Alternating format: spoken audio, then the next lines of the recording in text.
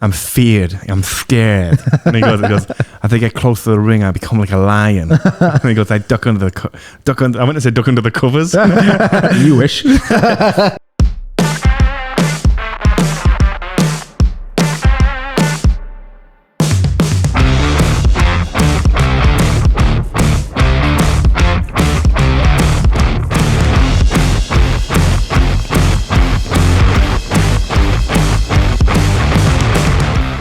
Welcome to Do You Know What I Mean podcast. I'm comedian James Kilverton. And I'm Liam Senior, producer and co-host. And this is the show where we talk about all things from comedy, boxing, and we just have a bit of crack. So if you're watching on YouTube, don't forget to hit the subscribe button or follow the podcast wherever you get your podcasts from.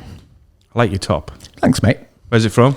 It's an ice hockey make. It's called Violent Gentlemen. There's some backstory about a big hockey game years ago where these lads beat the shit out of each other. One went off injured, came back on, scored the winner, that kind of thing. And then it became a tradition after hockey games to shake hands. Yeah. So you literally just been like brain someone in the face, and then afterwards you're like, good game, mate. Yeah, because is that the right? Is the right word for that the same one as Sean William Scott plays in the film Goon? Goon, one of my favourite films. Yeah, so he's like an enforcer basically.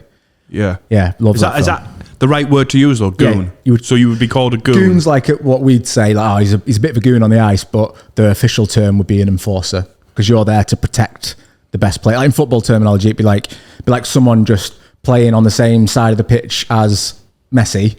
Yeah. But every time someone got near Messi, they'd fucking so that people think twice about getting stuck in because they know this other lad's going to be there, kind of thing. So can you just run over and fight, or do you have to? Does it have to be like, let's fight now? Because I've seen them drop the sticks. Is that how it's got to go? Yeah. So you're allowed to just run over. Would you get sent off if you just whack someone? Yeah. So there's loads of different penalties in hockey. So like slashing or hooking or whatever. But you've got roughing and other sort of other penalties like that. But you could be in the middle of a game. Like there's been games before where the referee's blown his whistle, dropped the puck, and everyone on the ice has just dropped the gloves and started fighting. It was like a big rivalry. Everyone knew it was going to happen. So you can just literally fight whenever you want, and the referee will just blow the whistle. And then depending on the fight, depending on what happened, how it happened, or if you keep doing it, you might get a sin bin for 10 minutes, or you might get game misconduct. Yeah. The game. So the referee comes up, goes, game misconduct. So who decides when the fight stops? Usually the people. Usually the referees it'll come to a bit of a grapple. They'll get a bit stuck, like in UFC. You know, if they're all kind of stuck. Yeah. The referee will bring an arm in, and then the linesman, everyone will hit yourself in the face with the microphone. The liner will pull it separate apart. everyone, and the referee will just kind of stand back and watch so that he knows who to give penalties to. Yeah. Who's been scrapping. So Violent Gentlemen, punch in the face, shake your hand. But they do a load of t-shirts. So in the second film, Goon 2. Yep.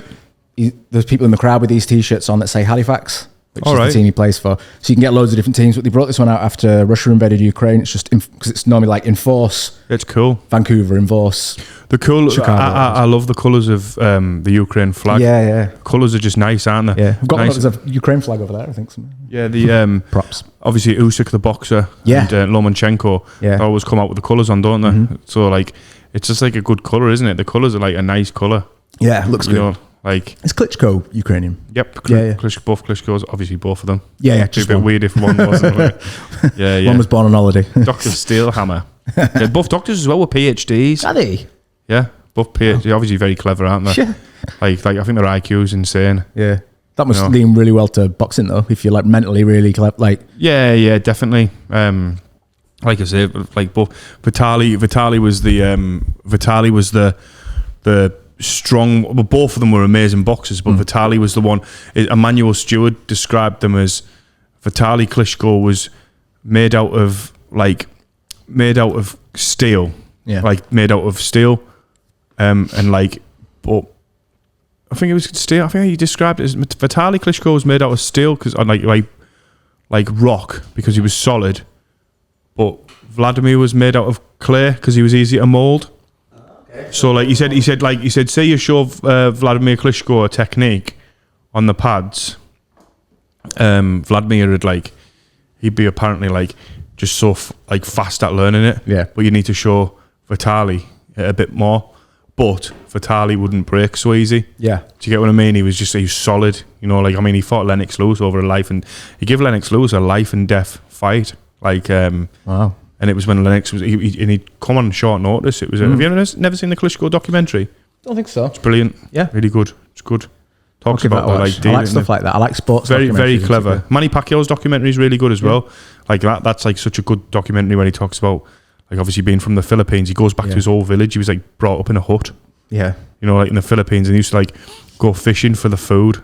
Like it's insane, you know. Like, and then he left home at I think 14 or 15 to like get a professional. But I think he started professional boxing at 15-year-old, Manny Pacquiao, and he was like just like obviously just and he lost quite early on in his pro career as well. But then he just kept going, and then he just became a superstar, didn't he? And then obviously the big rivalry with Floyd Mayweather, and like, you know, like and so many numerous world titles. It was he's made his money now. Like, but if you think about, they both come from like hard times. I mean, I think Klitschko's dad was involved in the army, and all that, and obviously Pacquiao came from like a bit of obviously came from a very deprived area, but they both ended up like, I think Pacquiao's like high up in the Philippines now, isn't he? He's one of the main people in the, I don't know what he's doing. What, like he's like in the government, isn't it? Yeah, Manny Pacquiao. Have a look now. Have a look on Manny Pacquiao. He's something to do with I'm almost certain he is. Definitely will not be able to spell his name. Yeah, it'll come up as soon as you say it, won't it? Just as soon as you put Manny Pacquiao, and he's should put politics or something after it'll come. It will say on his Wikipedia. He's a Filipino politician. Is it say that? Is that what it says? Yeah. What does it say? I can't see you. I know, I've got my glasses on. All right, here we go. Emmanuel Dapidron Pacquiao Senior. Just say Manny Pacquiao. Manny Pacquiao Senior. He's a Filipino politician and former professional boxer, nicknamed Pac-Man. Yep. He's regarded as one of the greatest professional boxers of all time. He served as the Senator of the Philippines from 2016 to 2022. Pacquiao is the only 8-division world champion in the history of boxing and has won 12 major titles. It's insane, that, isn't it? Yeah, he was the first boxer to win the, is it lineal championship? Yeah, he was. In 5 different weight classes. Yeah, it's insane. It's insane. So imagine having someone like coming up to you and talking to you about politics, and you think, who's this geek? And then just punch your head in. So that's the type of person. And he's so smiley. Have you ever seen him walking in the ring? He's so smiley. Like, it's so scary. Yeah. Smiling like as if he's like, oh, you know, like, and he's going to fight someone. And you think like, imagine thinking like, why is he not angry? Why is he not focused? Yeah. But Mike Tyson talks about when he used to go in the ring, he used to be scared to death. You couldn't think of Mike Tyson being scared, could you? He said he was thinking about nerves as well. Because I think actually on another episode, you get nervous before comedy and boxing where keeps you on your toes, doesn't it? Oh yeah, if you're not nervous, you maybe don't care, or you're not as prepared as you thought you were. He goes, as I was walking in the ring, as I was walking in the ring, I'm scared. And he goes, as I get close to the ring, I become like a lion. And he goes, I duck under I went to say duck under the covers. You wish. As I duck under the ropes, he goes, I don't take my eyes off my opponent. He goes, as soon as I see them look away, I notice there's a chink in their armor. And I know I'm going to devour them. It's so like sinister, isn't it? And he uses so many ways, like so many words, like, I'm just ferocious. You know, like words that you would probably avoid if you had a list. But he's such a cool guy, isn't he, Mike Tyson? Fire. He's such a Jamie Foxx done when Jamie Foxx was doing stand-up years ago. I think he was in Brooklyn, and he used to do a joke on Mike Tyson ordering from the drive-thru. Yeah, and about ordering some coleslaw. Right, and he used to go, "Can I have some slaw? Can I have some slaw?" You know, like that. And he said he'd done this joke one night, and he said it wasn't as like a bigger reaction as he should have got. Yeah. And he said, and all he heard in the crowd was, Mike is in here. And he was like, and then he said, you always get that one woman at the front door, do your little joke, Jamie. He goes, the champ said it's all right. He said, and he was like, oh, he said, but then obviously they've got on really well. Yeah. Now they're good friends. Yeah. He said, but he was thinking, I mean, a person to take the piss out of, it's like, until like, it's just like anyone, isn't it? Like someone like Mike Tyson. Imagine taking a piss out Mike Tyson and then like him just being there. Yeah. Like that feeling. And he's in a bad mood. Oh yeah. Ooh. I think he's so chilled out now though, isn't he? He does the podcast himself, doesn't he? And he's just chilled out. A guy I'd really like to meet actually. I'd love to meet Mike Tyson and have a chat with him, like a one-to-one chat. Who would you like to meet if you could pick anyone from even from alive now or dead? Who would you like to meet? This isn't the most like amazing answer. It's not like I'm gonna, what's his name, like Winston Churchill or anyone. Yeah. There's someone I really want to meet at the moment is Peter McKinnon, who is a photographer and YouTuber from Toronto in Canada. Yep. Love watching his channel. He's really good at what he does, and his videos are always really interesting. And his YouTube story is like quite interesting. It's quite a unique one where he just made that decision to go full time, and then just one of his early videos just went viral, and he just started to grow and grow and grow. And I'd just love to like hang out with him, I think, and go for a coffee or whatever. Yeah, cool. No, there's a few people I'd love to meet. Luke Combs, talk with Luke Combs, the country singer, just like because he's just a cool guy, isn't he? Yeah, just like he's so talented, like, and you just like he's so normal. Yeah, you see, what was the podcast thing you showed me on? You did it with Caleb Presley, didn't you? Yeah, Caleb Presley, that was really fun. And he's got good crack as well. You can see he's got good crack. But I always think, me and Alex Lowe were talking about, I was gigging with Alex at the weekend. I'd done the show support for Alex. Shout out to episode 1 of the podcast. Yeah, great guy. We were talking about viral videos the other day, and Alex was talking about how different it is nowadays and how easy, not easy, I'm not saying it's easy because it's not easy at all. And we, even from this, it's not easy. But like how you can just get that viral video. Yeah. Bert Kreischer had it with a machine. Yeah. There's a lot of people who've had these viral videos and it's just boom. That's it. They've just KSI and them, Jake Paul, Logan Paul, but they work hard. There's a lot of work behind it. You can't just. Yeah. Don't get me wrong. There's probably I don't think there's anyone who's.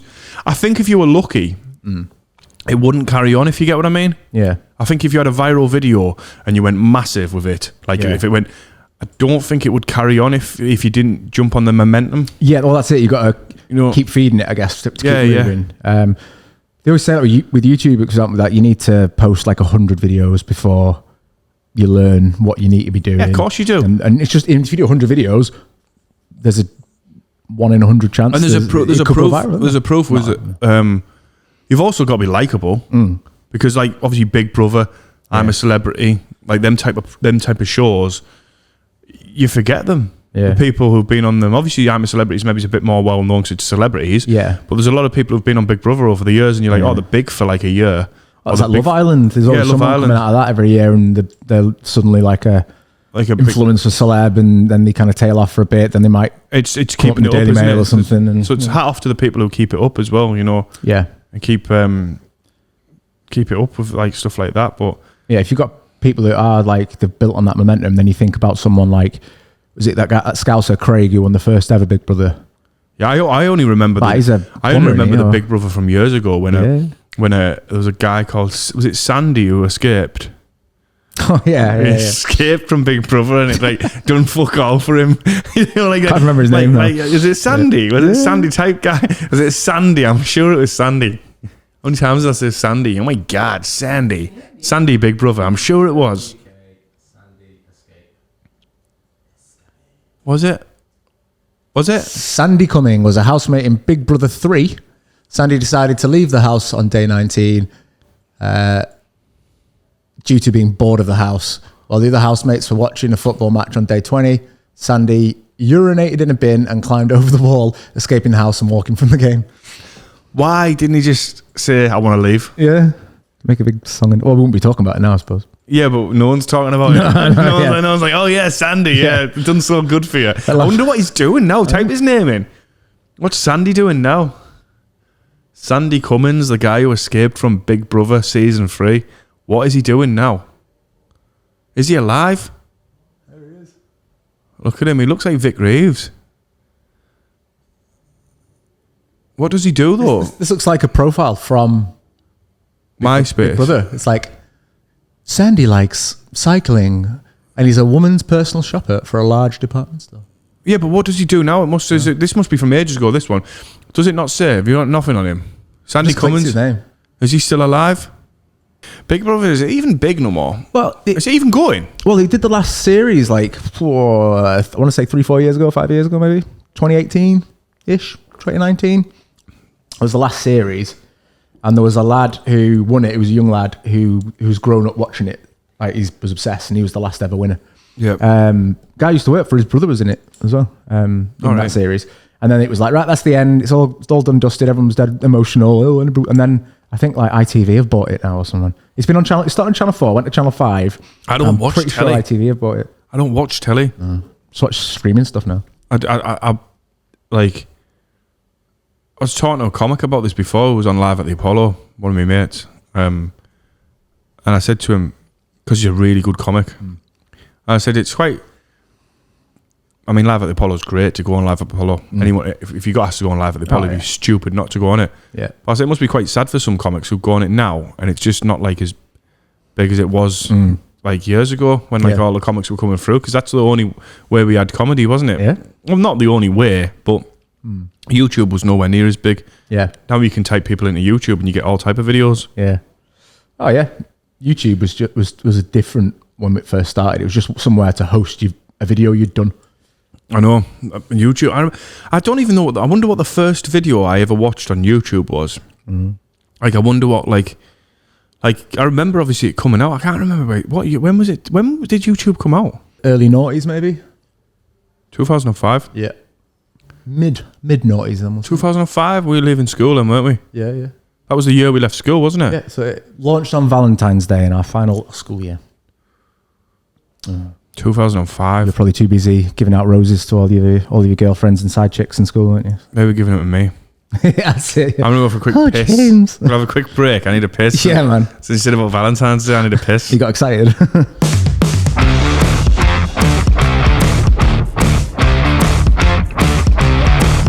2005, the year we left school. Yeah. What was your school like? It was a weird one, really.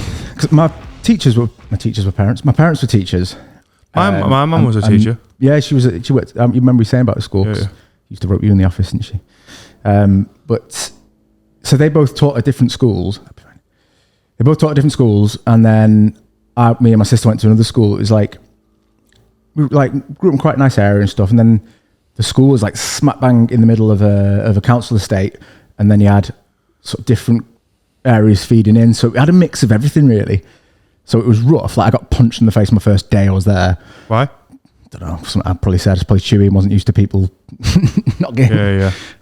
But then you had really like academic students as well. So like you normally got a mixed good results, and then it was a bit rough. I think it was pretty rough, but it's not as rough. Who was the guy who punched you in the face? Your teacher? Chris Duckett, his name was. What? Chris Duckett. Are you friends with him? Friends. We're still Facebook friends. Yeah, he's really into his motocross and stuff now. Don't know if he'll be watching. Fuck him. Yeah. No, I'll let him off. We were all 11, so. Yeah, 11-year-old. Yeah. 11-year-old. If it gets a bit older to like 15, that's when you sort of got to think, all right. Yeah. I mean, I'll get that motherfucker back. yeah, one day. He'll get his. He'll get his upcomings. Yeah. What was your school like? Big.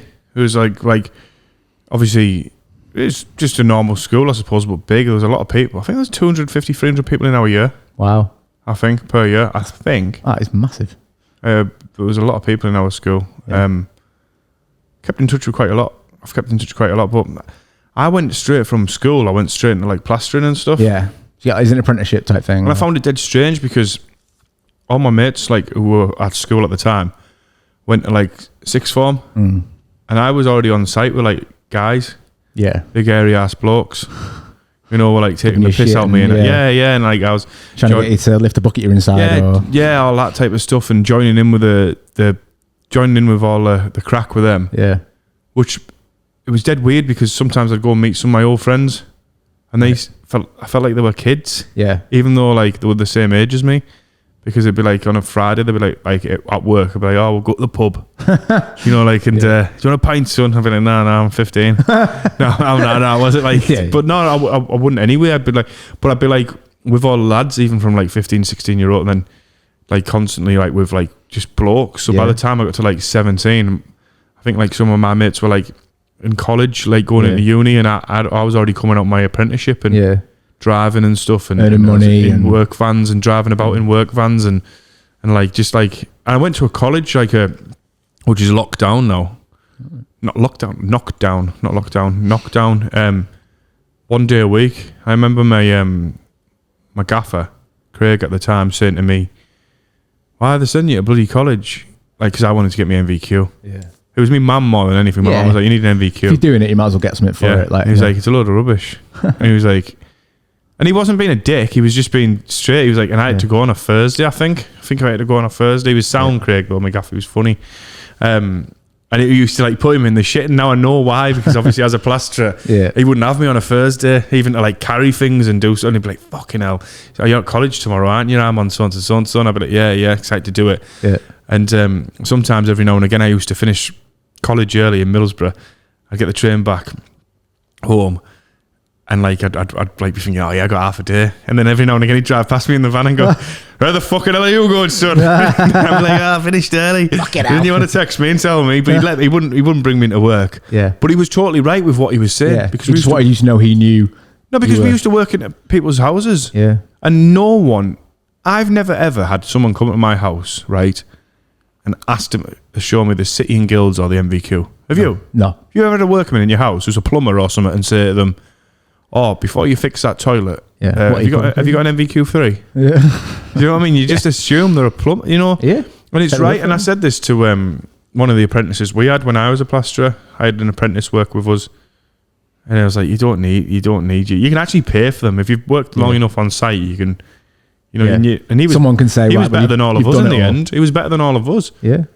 Because at one time they came out to do this assessment on me, and it's just it's a load of bullshit, to be honest. I'm not saying to people don't go and get your MVQs, go and get them, but it's a good way to get into it, I guess, isn't it? But not when it's like plastering, or you're either good at it or not. You can learn it, can you, in the job? Yeah. You just learn it on the job. You're not gonna. They were like teaching us stuff in college that like you'd never ever use ever. Like work. Like just crap. Like you just wouldn't like. Yeah, it's not a plasterer that's written the course, is it? So it'll all be like really academic when it's like, fuck it, shut up, just do this. Yeah, just like put some shit on the wall. Yeah, and then make it as smooth as you fucking make it as smooth as you can, Try and straighten it as much as you can. But yeah, there's a lot of, but obviously I understand with like, obviously doctors and even electricians, even as like, electricians on the building site, you have to have like qualifications cost you or you kill yourself. Yeah, or someone else. But not when you're doing fucking bricklaying or plastering. And that's not like, and I can say that because I was a plasterer. Yeah. You can't say, "Oh yeah, you're talking down to it." It's not. It's a good job. It's good money. Oh yeah. Plenty of money in it. That's why I think when we were growing up, it was like almost a threat. It was like, if you don't study, if you don't work hard and get your qualifications, you'll end up, working on a building site all day. But that's what it was like in our school. Whereas I think people should be encouraged to get a trade. I think if you've got a trade to fall back on, you'll always be all right. Yeah. I think as well, it's just like, with building, you make a lot of money. Like everyone needs builders, don't they? Yeah. I couldn't have done like a normal, like I couldn't have. Well, I went offshore, didn't I? I went working offshore, and that was great. It was great fun. Worked offshore, yeah. But when I was like, I couldn't have done a normal job like. I say a normal job. I don't know what is a normal job. How would you? Would you say that working in an office? I don't think I could have worked in an office. No. Don't think I could have. I quite enjoyed the office environment. Like, because I've my first jobs, I worked at Mackey's when I was in college, and then I started working for Game Station, so I was like in retail. Yeah. And then I'd done all right at school. I got few half decent. Well, I passed a couple of A levels. Then just working in retail, thinking, well, what retail were you working in? So it was Game Station. So Game Station, is that gone now, isn't it? Yeah, it was bought by Game. Yeah, I remember. And then Game are struggling. I think they might be wrapping, like, they've closed loads of stores and put like little mini stores inside like other Sports stores. Direct and stuff. Yeah, exactly. So it's a shame because it used to be class. I popped into, is it CEX? Yeah, CEX. Yeah. And that felt very familiar. Like that's quite like what Game Station was like. Was that your first job? Yeah. What was your very? Did you do the paper rounds or anything? Oh, yeah, I had a paper round. I had a paper round when I was just before I was 12. Just before I was 13, I think. And I had that for a good few years. I had a big old round, and I had a BMX that had no gears. Yeah, it was a massive hill. I had a BMX. You had stump pegs on it. Oh yeah, just at the back though. Yeah, cool. Same here. Yeah, give me a pegger. That was hard work. I had to do an old people's home in the morning, and then massive round. And then in the weekends, I had 2 massive bags. So my dad would run me down to the post office, and then I would walk up with my first bag, and my dad would just drive to the first house on the second bag and just dump it on the floor in the middle of the village, like just load of newspapers, and I'd eventually get it and be like, Christmas tips were good. I used to have a Blazer. Oh, A bike called the Blazer. right. I think when you were wearing like BMX, a BMX, right? It was green and silver. I got it from Toys R Us. Well, my mum got me it from Toys R Us. Another shop was closed. And my mate Andy, that I grew up with, he was into his bikes and that as well. Can you remember like Mongooses and all that, like the bikes and like had all different names like for the. And people get like different metal dust caps for them. Yeah. I used to steal those caps. Yeah, really. You all go around cars like, dare you? We had like a box of dust caps. I used to steal them, think you could make a fortune off them. I had blue ones and we'll like, melt these down. And then you fuck. You know, like we never said melt them down. Like, get them weighed in. We used to just say we'd sell them. You know, like I had some. But I had a BMX. It was silver and green, a Blazer. Yeah. And I told my mate when I was, he was looking through this magazine. It was like, and I said, "Oh, I just made up a lie." Yeah. I didn't used to lie as well much when I was younger, but I just felt like I had to. Yeah. And he was like, "Oh, where'd you get your bike from?" And I just said, "Oh, it was from like a bike shop. It was from Toys R Us." And then I told him it was the third best BMX in the world. So it was a Blazer, right? Called the Blazer. Yeah. That's why it's called the Blazer. Right? And anyway, we were on. My other mate had some steps at his house. I went up like to the house, like some steps outside his house. It was like on a little bit of a bank going up. Yeah. And had some steps at the bottom, and we were like going down the steps, you know, on the bike, you know, and like I was always a bit like that. And film it, make a skate video. And I done it on the, I done it on the Blazer, right? End up in A&E. Done on the Blazer, and the back tire just fucked, you know, like it was going. And my mate was going. I thought it was the third best bike. I was like, it's obviously a dodgy tire, you know, like it was like all fucked, wobbling up. You know, I had to push it home, fuming. And then, but we used to Jackass had just came out. Yeah, and Jackass was like, and like my mate had a video recorder. Yeah, I wish I still had this video, right? And we thought we'll make our own show. Yeah, we'll call it the Freaky Biscuit Show. Freaky Biscuit Show. I swear to God, that cool.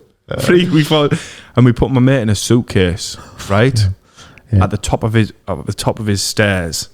Me and my mate Andy put a lad called Nathan in a suitcase, and we like he was like inside, and he goes, you know, before the video. It was when videos, you know, when you used to make a video and there was no sound. Yeah. And literally, like, oh, it was so funny. This, do you know what?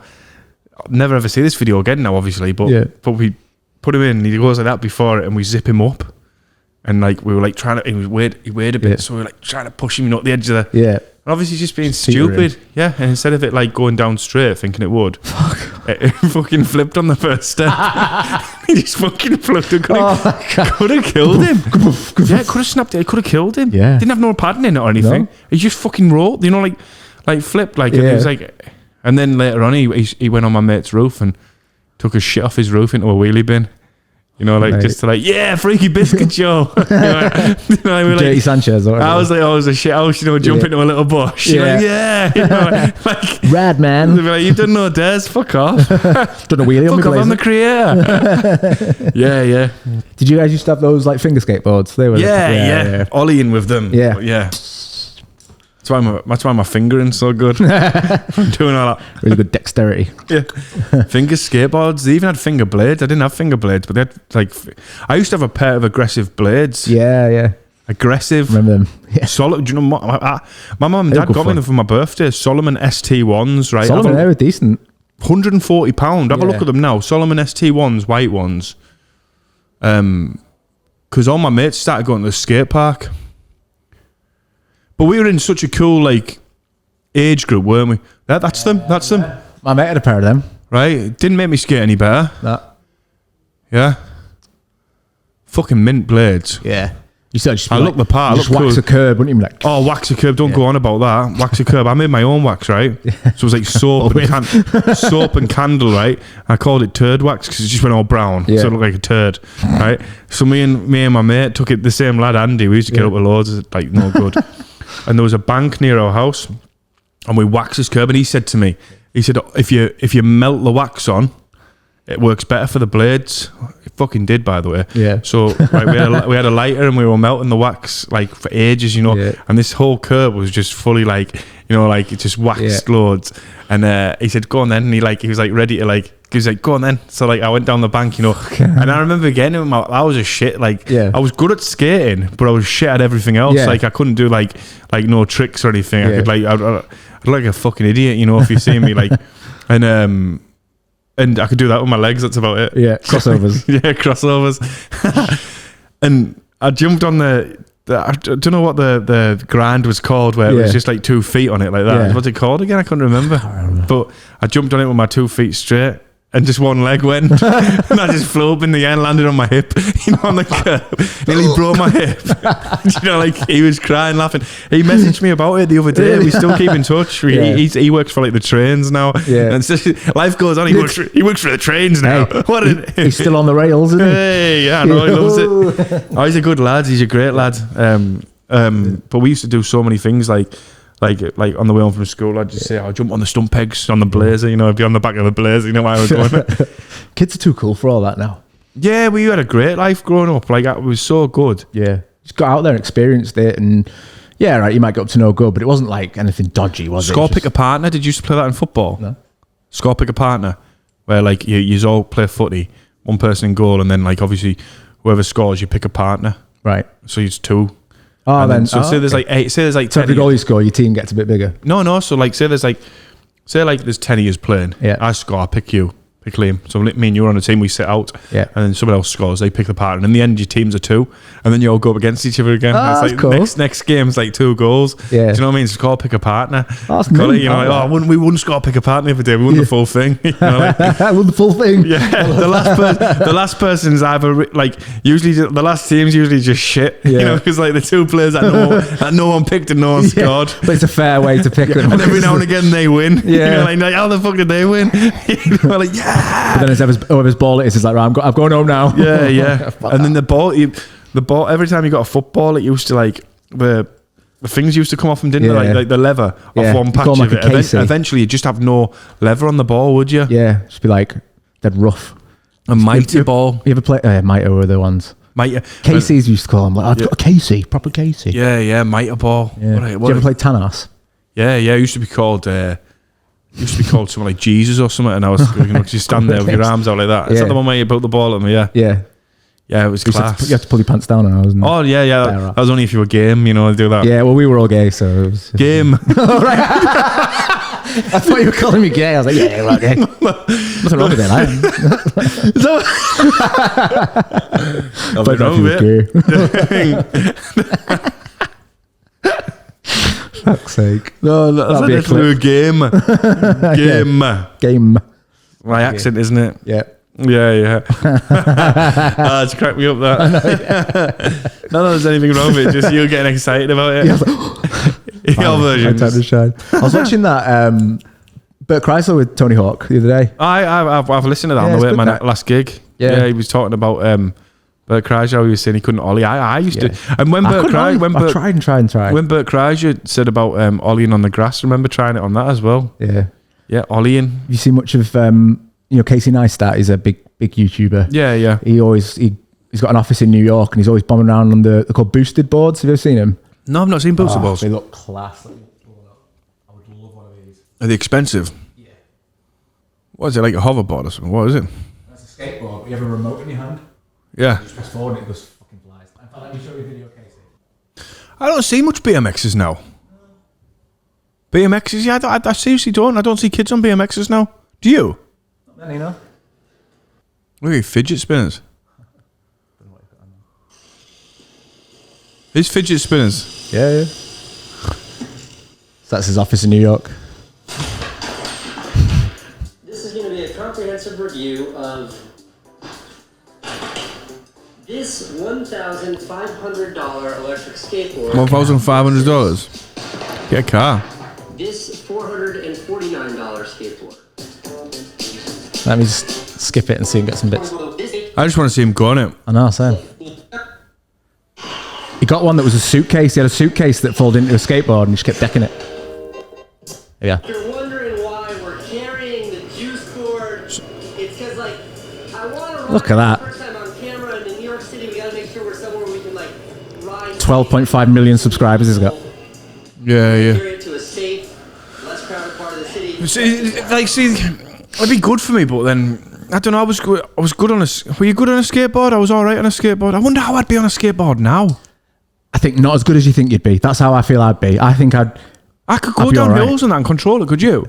I think I feel like I could. But No, I could when I was younger. Oh Could you? yeah, same. I've snowboarded as well, so I get the whole Like I used to like.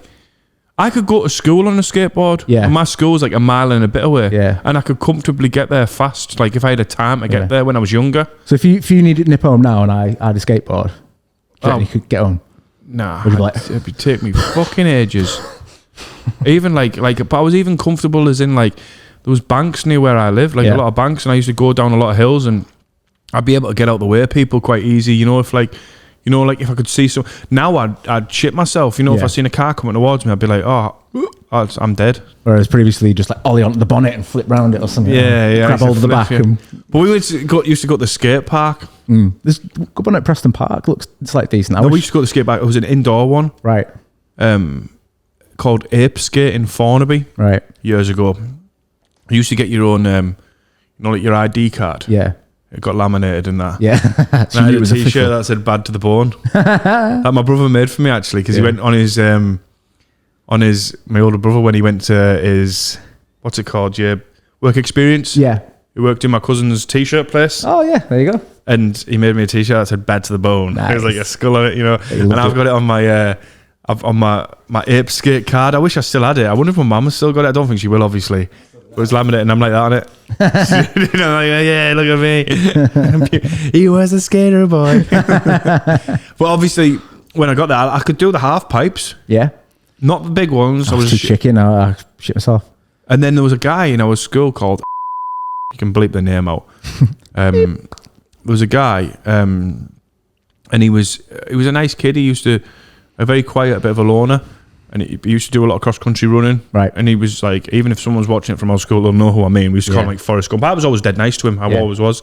Just like being by himself on the road, just running. Just used to a bit of an quite a recluse? Oh, definitely a recluse. Yeah. But he'd still come and play football with us, Yeah. and I'm glad I was always nice to him. I always was nice to him because Yeah. some people are dicks, aren't they? Yeah. And he came up to me, he's like, "Oh, did you go to the skate park?" And I was like, "Yeah." He said, "Who'd you go with?" Like, and I was like, "Just come along one time, like if you want." And he like came along on his own, and he was one of these weirdos, not weirdos in a bad way. I mean, I mean one of these weirdos where you become good at something, Yeah. just instantaneously. Like, is that the right word to use? Yeah. Like, just becomes like without trying. Yeah. So he took to it like a and duck- he duck in out of water. everyone, right, became this. So there was a vert ramp. He Yeah. was the first person to go down the vert ramp out of all like the people in our year. Yeah. And like it was literally vertical, like from as high as this ceiling. He used Yeah. to go down it.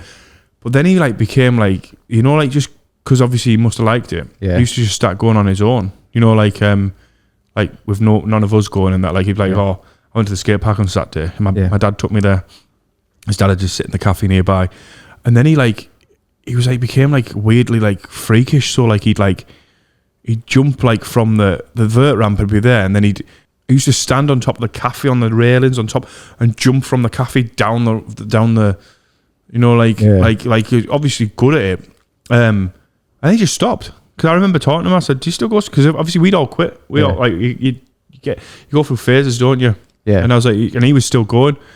I was like, "Why'd you stop?" He was like, "I got bored of it," and I'm still like, he got into running and he became like a good runner.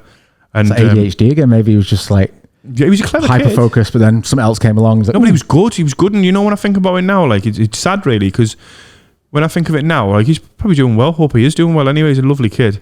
But like nowadays, he'd have probably been pushed. Do you know, because he'd have been good. People have been videoing him and stuff. Yeah. And he'd have been that kid who was really, really good. Yeah, probably And had a then that'd YouTube channel doing all these skate tricks. yeah, and then that had made him. But he also became a really, really good runner. Right. So I was always a good runner at school, believe it or not. So when we were doing like cross country or is it the 800 meters or whatever what's the next one? 800 meters and there's a 1200 meters. It go like I can't remember what it is. Yeah, Or the 1600 meter. yeah, twice around the track. I always thought, I've got a good chance of winning this in our year. And in about year 11, I was always like really fit running, and I just could hear, and I was thinking, I'm ahead of you by a mile. And then I could hear, I was thinking, who's that? And then he just flew past me. And what had happened is he joined a running club, you know, like, but he didn't tell anyone, you know. And he Best way to do it, he isn't it? became he became like cross country champion. He was like national champion and all that. He was a great runner.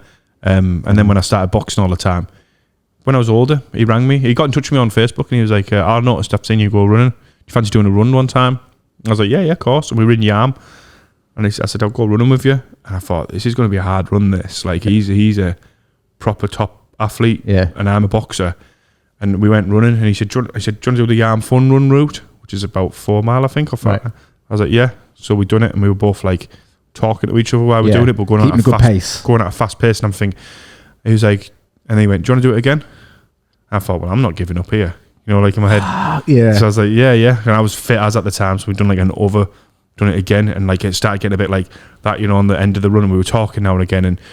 And then towards the end of it, my mindset had to, I had to try and beat him on the mindset. He'll admit this. Yeah. And I said to him at the end, I said, right, that should be us. I was like, do you want to do some sprints with press ups? And he was like, yeah, I don't really do sprint. And I was like, yeah, we'll do some sprints with press ups. And after he'd done 2 or 3 sprints, I'd beat him. I was like, yeah. I was like, yeah, I won this. I won this psychologically. But if it had been a race on the long distance, he'd have tortured me probably. He'd have beat me by quite a bit. Yeah. I also, when I was getting back into the boxing, I went to the New Clairville and Richard Kilty was there. Oh, fucking hell. Teesside Tornado. Yeah. He's got gold medals in like world champion at 60. I've met him. I'm He's a good lad. He's one of my mates, Rich. Yeah. What a like story that is. He's going to come on the podcast soon. Yeah. Get him on. And I'd had some spaghetti or something before I went running. He was doing his training. It was before the Olympics or something he was doing. And I said to him, how fast can you do that then? Like, you know, and he told me. And I was like, time me. Like, you know what I'm like? Yeah. And like, we were laughing because I tried to do it as fast as I could, you know, just to see if I could like get anywhere near his time. And he was something like 5.5 seconds faster, you know, like which is a long time. Yeah. And like, it was like 5, and that was me like half fit, you know, like fit. I was going for it as hard as I could. Threw up after. You know, and I was like 5.5 seconds after. If that was a real race on telly, they'd cut to the break. Yeah. And I'd come back on, I'd still be running. You know, like He'd be there with his flag on. He'd be like, you know, some of these like some of these athletes though, like they're just the freaks, aren't they? Is that the right word to use? Freak of nature, aren't they? freak of nature. Yeah, it's not derogatory. It's almost a compliment. It's like they're just so good. It's not normal. Like too good. Just like Usain Bolt. Absolutely. Mo Farah. Yeah, Mo Farah, Usain Bolt. There's loads of freaks if you name like in bloody everywhere. These freaks. in sports. Is Floyd Mayweather's a freak, isn't he? In boxing, like you just can't be like a robot. Yeah. You know, like just as if he was just born to box. You just get someone all the time who like pushing the boundaries or just changes it. Lionel Messi levels in football. It up. Yeah. You think about world records are constantly broken, which means the world record in like 1960 like wasn't that difficult compared to what if Usain Bolt did 100 meters against someone in 1970, like 10 seconds faster, wouldn't he? Like because there's records, everyone's getting better and better and better. Nutrition, practice training, all this stuff. Yeah, Crazy, definitely. Everyone's on steroids. Yeah, we're all juiced up. I've just started going back in the gym today. I'm on creatine. I'm going to start taking creatine. I'm, you know, just to get myself back a bit of. I'm going to start taking creatine. That's me. I'm going to tell everyone every time I'm on the creatine. Creo. I took creatine before. I've never took anything like steroids or anything, but I took creatine before when I was training. It's just a supplement, though. And everyone was like, "Oh, you must be on the steroids because it does put weight on." You know, like it does. Like if you do it properly. But I was listening to a podcast the other day and they were on about like testosterone. It's banned over here, isn't it? But in America, you can get it, can't you? Get it prescribed, can't you? You can get. When I first started the gym, the guy I went to the gym with had these, and they were like, what do you call it? They were like testosterone boosters. Yeah. Or it wasn't. You can get them from like Holland and Barrett, can't you? Yeah. I'm on about real tests. Like almost steroids. Yeah, you can get them in America. You can just get it prescribed by the doctor. Yeah, I'm gonna go now. Do you know what I mean? You know, like, I'm gonna come in next week like massive chin on you. Yeah. You know what I mean? Mum, Bert was talking about Tony Hawk's of it, wasn't he? Yes. I don't know actually. I don't know why I've got. Tony Hawk was injured. He's saying we've never took testosterone for injuries. I think that's where I got up to actually. That makes sense. So you watched about 7 minutes, did you? Yep. It's on here somewhere. How many things have you been watching? Oh, I just flip between the two. I get a bit bored. Is that your ADHD? Yeah. I Who's talking about him? 25 minutes in. Yeah. Bert's a cool guy, isn't he? Oh, mate. I'd love to just... Bert's another guy I'd like to meet and Yeah. chat with. Oh, imagine getting him on the podcast. Oh, he's class. That'd He's be just- Theo Von's a cool guy as well. Yeah. Theo Von's a cool guy, isn't he? Yeah, it's nice to Tom- see some of them starting to do more UK tour dates as well. Like Yeah. Bert has done, and I think Tom Segura's Tom. looking to do some dates. I'd love to get Theo over here and try and Yes. get him on the podcast while he's on and stuff. Just so funny. I just think the way the Americans are, they're just like, I saying that, like, do you know when they're very advanced, aren't they, in a lot of things, but we're advanced as well. I mean, I was in London the other day, and if you live in England and you've never been to London, you need to go to London, don't Oh you? yeah, you got to at least tick it off the bucket list. You've got to do it. the capital.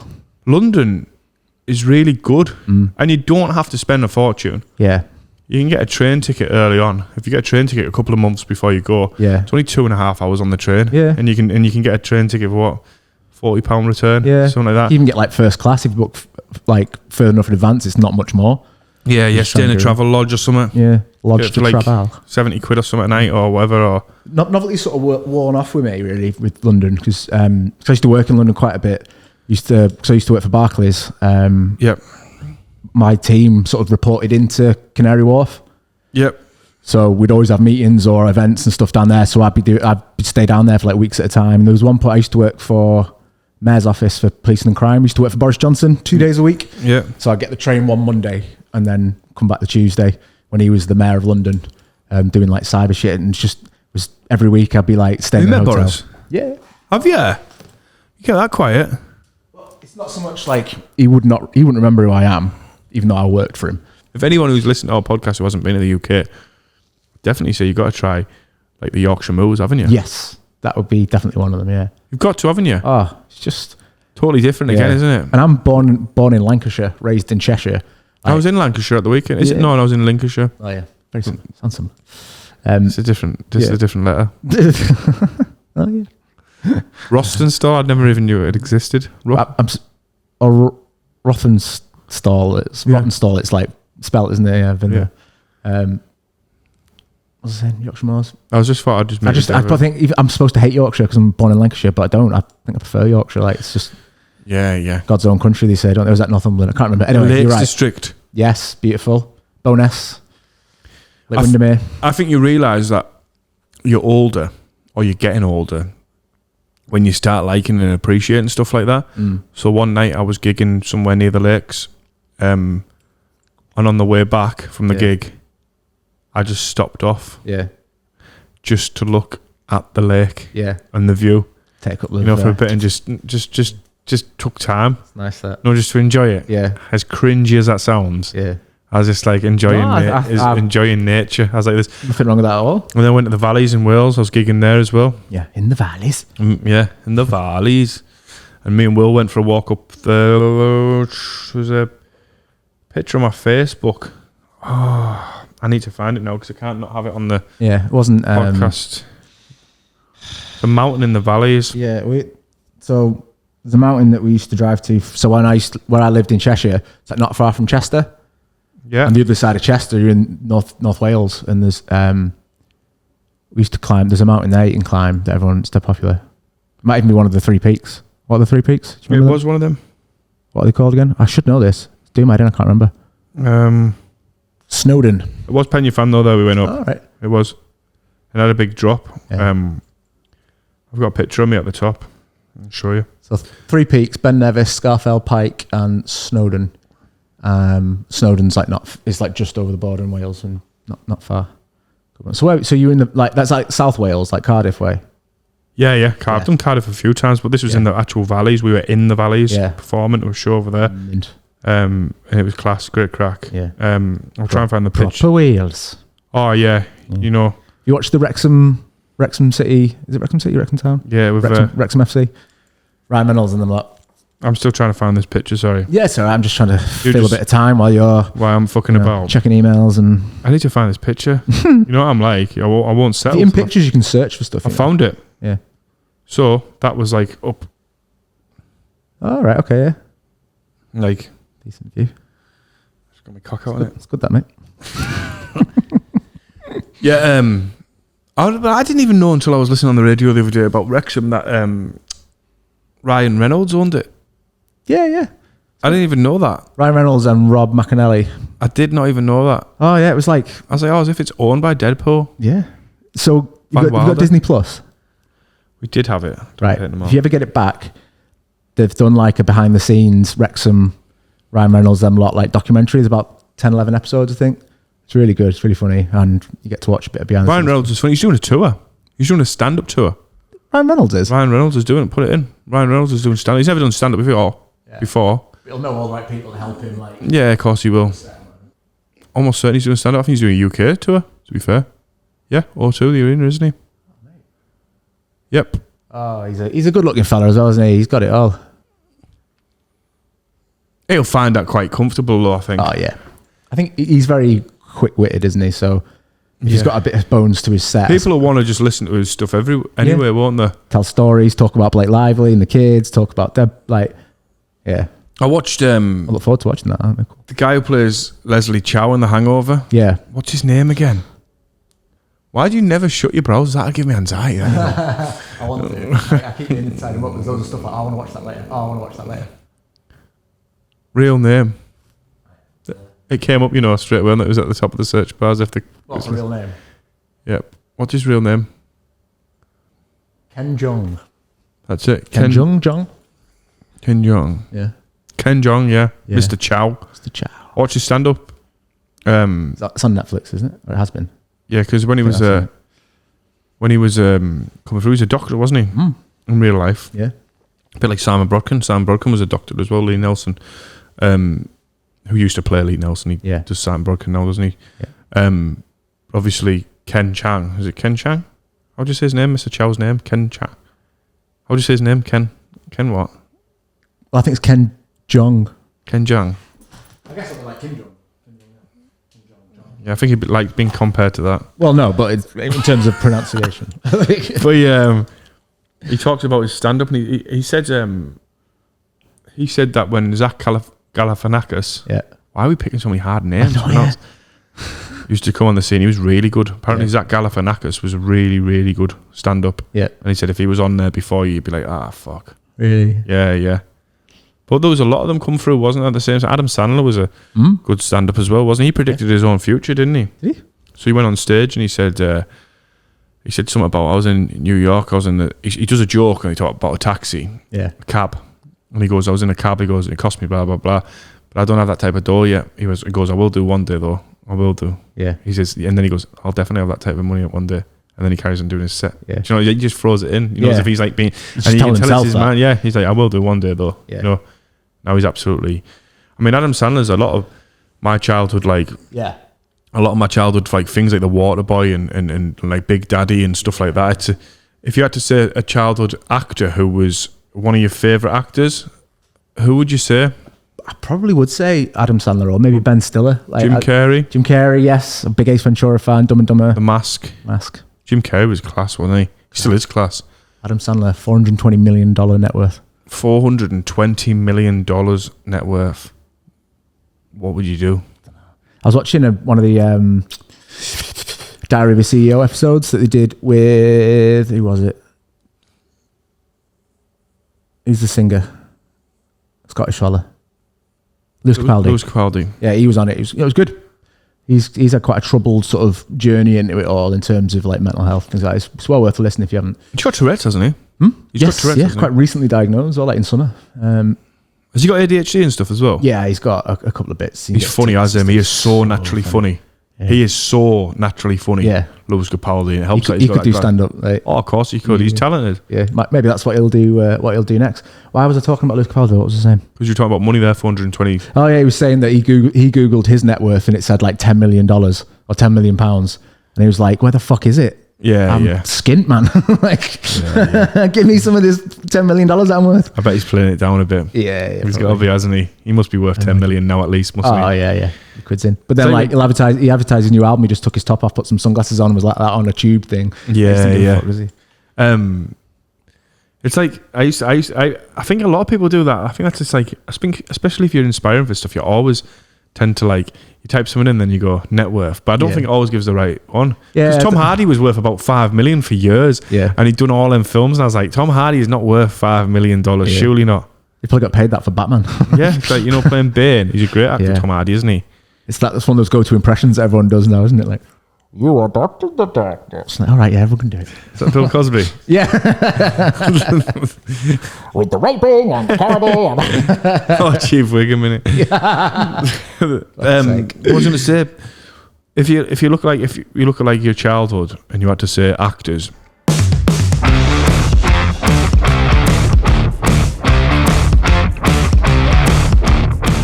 really buzzed off. And Men in Black. I like Men in Black, but The Mask was the one where I remember, like, I think my mum got me on video. I was buzzing. I used to watch it over and over again. You used to do that with videos. Tommy Gun. P-A-R-T-Y. Because I What a film. Yeah. Jim Carrey's such a good actor as well, isn't he? The Mask is one of those films that comes on telly every now and then, and you're like, oh, The Mask's on, stick it on and watch it. It's got some really funny bits in it as well, hasn't it? Cameron Diaz is hot in it as well. Cameron Diaz, when he comes and she goes, I just want to kiss at the end, and that guy goes, he kisses her, and then the mask goes on the dog, doesn't it? Yeah. That's what I'm trying to think at the end. Milo. Oh, and that's when Thingy comes in the end, doesn't he? The mask, he swallows the dynamite, doesn't he? My Yeah. kids always make me do the thing. I'm trying to think of the bit that was on about then, the bit where he goes, he burps and he goes, that was a spicy meatball. And then Robin Williams, like Jumanji. Oh, that was on the other day, Jumanji. Robin Williams was a great actor, wasn't he? Yeah. And it's such a sad way when you think. I mean, he was suffering though, wasn't he? Yeah. Like you think, like, how can like obviously people need to talk to them when they're going through a bad time, but like it's so.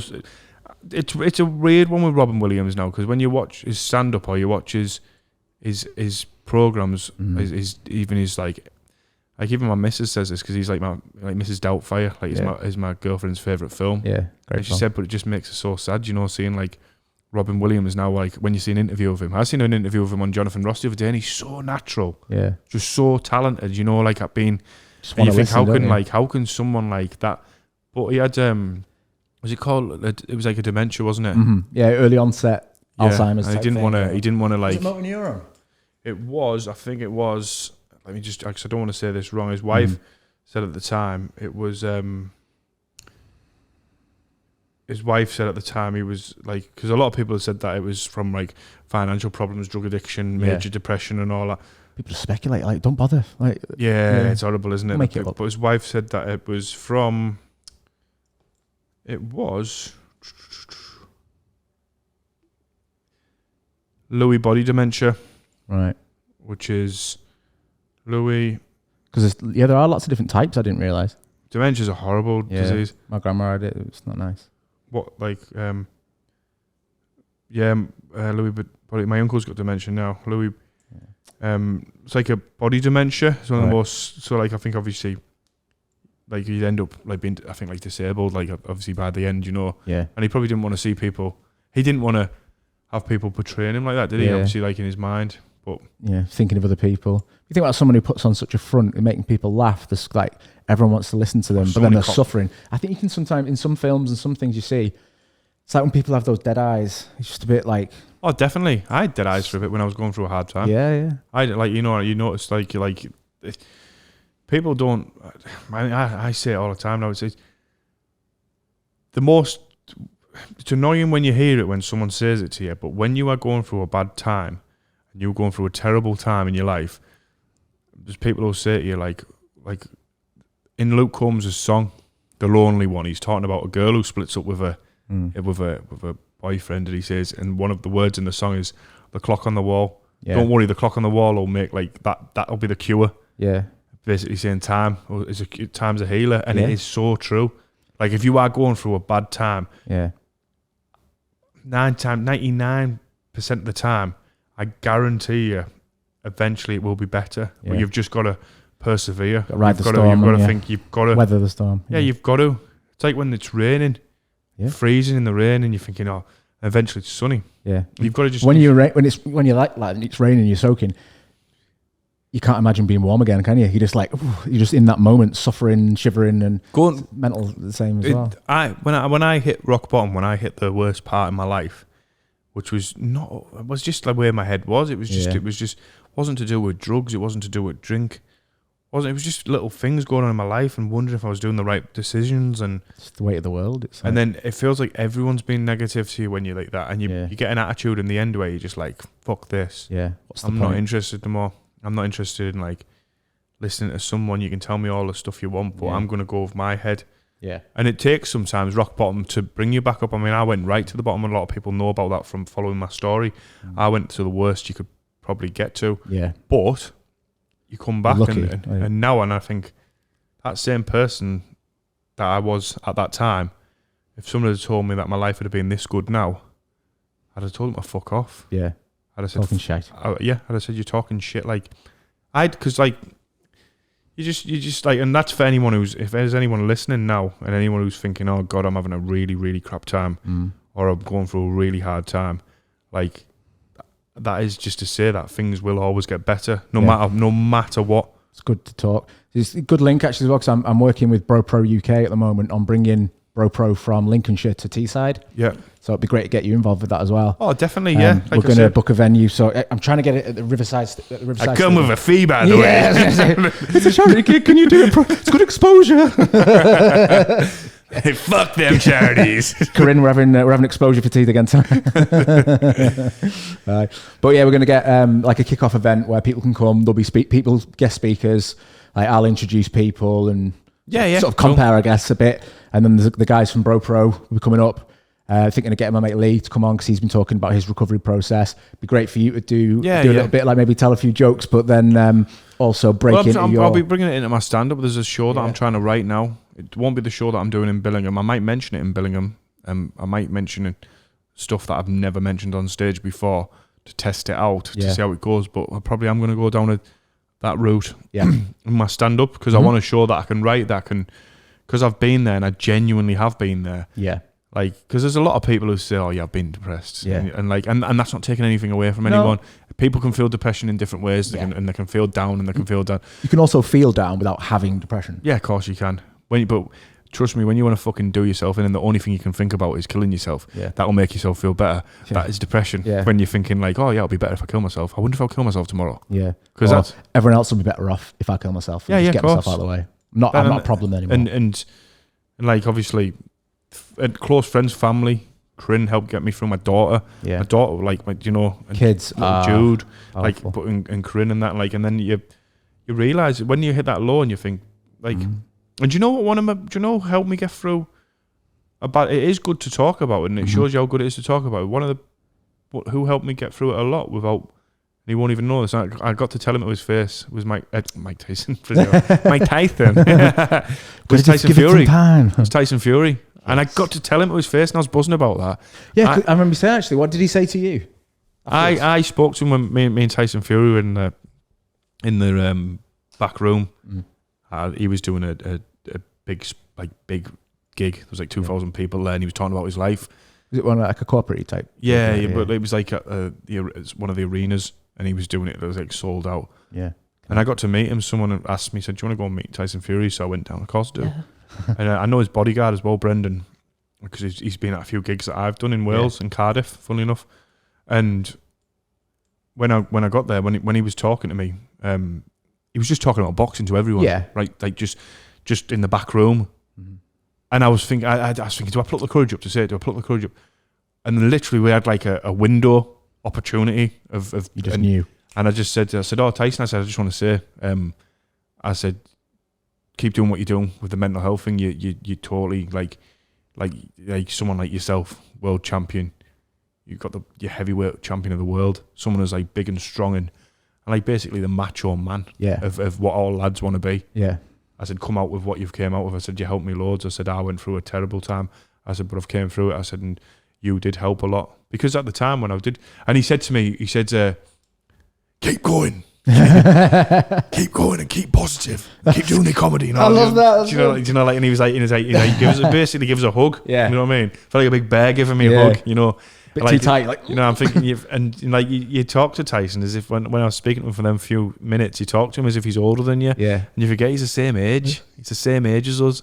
But he's just a world champion heavyweight boxer. He's dedicated his entire life And to boxing. the fact that he can come out with stuff about mental health when you're in, because it must have been hard for him. And the fact as well that he was a gypsy as well, a traveller, Yeah. and like you're known as a hard fighting man. You're a proud fighting man. Yeah. And for him to Settling come your out fists. and for settling stuff with your fists. That's just but I've got a lot of gypsy friends, a lot of traveller friends, and they're good people. Yeah, yeah. There's a lot of good traveller gypsy friends who are very good people. Just get labelled tarnished with a Everyone stereotype. but everyone does, don't they? People from Middlesbrough get tarnished everyone with being, you're from Middlesbrough, you're from the northeast, Yeah. or you'd be like rough, scruffy, and Yeah. like, you know, like in different parts of the country, Yeah. which we are now. Yeah. Now. But you do, people tarnish everyone, don't they? Yeah, But stereotypes are there some for of a the best- reason. If you don't know about that industry, or that group, then you are going to make assumptions. But yeah, But when when Tyson came out with about his depression and he was talking about like how he just wanted to, he was driving that Ferrari. yeah, I was just thinking Like, that. and Yeah. he was saying he was driving it like at super speed or whatever. He was going over 100. He said he was just thinking, I could just end it all now. I could just turn this. And he had a panic attack and everything, didn't he? And like, you think like, for him to open up with that, because he would have genuinely, because he said it. He said he had everything. He said it, and that, do you know what hit me the most was the fact that he said, I've got everything. I've got money. I've got like, I'm world champion. I've got a family. cars, I've got career. kids. I've got a great life. He said, and I don't know what I'm depressed about. He said, I was saying to myself, we've got nothing to be depressed about. And in my head, that's what hit me the most, because when I was going through the bad time, I was doing well with my comedy. It was starting to take off. I'd started seeing a new girl, Corinne, who I'm with now. Yeah. And I was like, and I was going through like a bad time. Me and Corinne had been talking, but we were only talking as like friends at the time. Corinne was like, we were seeing each other, but like we were just talking. Yeah. We were just making love. No, but I was going through. She helped me a lot. Corinne helped me loads. Like I've told you that before. Yeah, you have. Like she helped me loads. And you think like, I mean, I have like a beautiful daughter. I've got a stepson. Yeah. Who's amazing as well, and like I've got a great life. And now I see that so clear. You It's have not, to, you know. it's not always circumstantial. It's a chemical imbalance that you cannot help, and it can be hereditary. You can get it from like, your family. It can be caused by something, but depression isn't about things. Sometimes it's the absence of things, isn't it? It's because you see people with things you don't have, and your life isn't as good, so you're depressed. But there are, like I said, just people that just have it, just have this cloud following them around. Doesn't matter what they've got or what they haven't got, it's just there. And that to me shows how bad depression really is for those that you know that really suffer with it. Well, no, man, I think talking and opening up and it definitely helped. And then for me, I've just like I say, there's little things I'll do now. Like if I'm thinking a bit like, I can spin it round. Yeah. If I'm thinking, just get on with it. Yeah. If I'm tired, get on with it. You'll be all right. And now I can. You know, you've just got to just know that things will get better. Yeah. And also remember that there's a lot of people in a lot of worse places. Yeah. But I think as well, because I've had therapy, which has been really helpful, to be fair. And anyone who's thinking about therapy, because I know, like we talked about, Bert Kreischer was talking about it before, and loads of comedians are saying now that they're working with therapists. And I think that there's a stigma with therapy. For a lot of people, they think it's like what you do if there's something wrong with you and this, that. But actually, just talking to someone who's there to listen, and they're not going to start telling you their problems. It's just, I think that is amazing. And they said to me, like, because I said, I know there's people worse off than me, and like, I'll stop you there. Yes, there is. You've got your problems, and you are absolutely entitled to feel how you feel about them. Just because there's someone worse off, there's people better off. Don't take away from how you feel about your problems. Yeah, definitely. And you can't say, like, no, it doesn't matter. There's people worse off. Let's talk about you. And I think, opening up that conversation, that dialogue, and someone like you doing that, who has, as you said, been through that, lived through that, come out the other side. Yeah, of course. What something to really show. But I feel like, touch wood, I'm not saying I'm fully saved from it. No. I feel like now, I think you can be.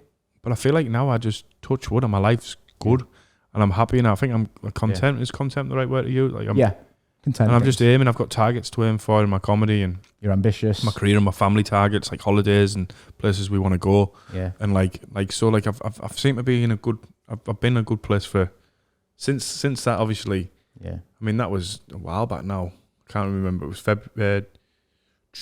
February. Was it? I've got it on my. I wrote it down. Yeah. I put it on my I think it's a good milestone to look at because it's like the anniversary of when Yeah, I always say. it could have been it. It's like your new life, I guess, isn't it? Yeah. Born again. Yeah. No, but I'm so glad that it didn't go the other way. Yeah, Because yeah. to see some of the stuff you're doing now and getting to do shows like this. The thing that's man. mental about it is at the time, February the 9th, 2020 Yeah. was it was, and what we're in now.